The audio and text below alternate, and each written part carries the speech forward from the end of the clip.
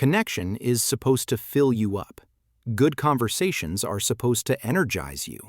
If you like people, you should want more of them, but that's never been your experience. You can love someone and still feel relieved when they go home. You can have the best night and still need 2 days to recover from it. Do I actually like people, or am I just performing? You're not performing. You're just paying a cost no one told you existed. Social interaction takes more from you than you realize, not because it's fake, because it's work your brain hides from you. You're tracking micro-expressions. You're calibrating your tone. You're holding 3 threads of conversation while simultaneously wondering if you're talking too much. You're adjusting, scanning, managing perception, all while trying to be present. None of this feels like effort, but it is. Psychologists call it cognitive load. You just call it that feeling when the door finally closes and your mind goes silent for the first time in hours. I had fun, so why do I feel hollow? Because enjoyment and exhaustion aren't opposites. They can happen in the same moment. You replay the conversations on the drive home. Nothing went wrong, no awkwardness, no conflict. So why does being alone feel like medicine? Because for the first time all night, you're not holding anything. No expression to manage, no energy to project, no performance, even the subtle kind you didn't know you were giving. Just silence. And in that silence, you finally feel like yourself again. Here's what solitude actually does. It stops the scanning. Your nervous system has been running surveillance all night, reading rooms, reading faces, reading subtext. When you're alone, that system powers down. It removes the invisible audience. Even with people you love, part of you is being watched. Solitude is the only place where no one's observing. It lets your thoughts belong to you again.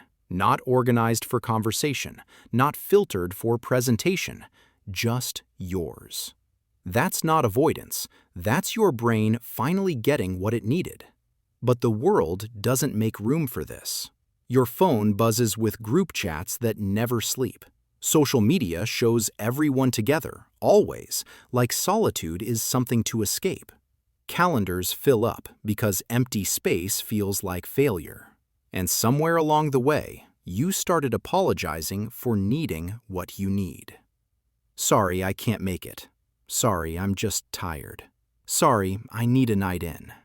You're not sorry. You're just surviving a world that treats constant connection like oxygen and wonders why some people are quietly suffocating. One honest moment. There's a difference between solitude that restores you and solitude that hides you. One brings you back to yourself. The other keeps you from the things that scare you. You know the difference. You feel it. The question isn't whether you need alone time. The question is whether you're using it to recharge or to disappear. Only you know. Here's what's actually true about you. Liking people and needing solitude aren't opposites.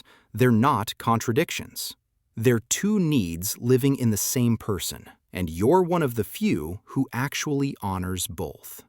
You're not antisocial. You're not broken. You're not bad at relationships. You're someone who feels connection fully enough that you need time to recover from it. There's a name for people like you. Not introverts. That's too simple. You're someone who experiences the world at higher resolution than most. You take in more, feel more, process more. And because of that, you need space that others don't understand. You're not asking for much, just room to come back to yourself. So here's my question. When did you last take space without apologizing for it? Tell me in the comments. If this felt like it was written about you, the next video will too. It's about why your mind feels like the only place you've ever fully belonged. Subscribe if you want to find it.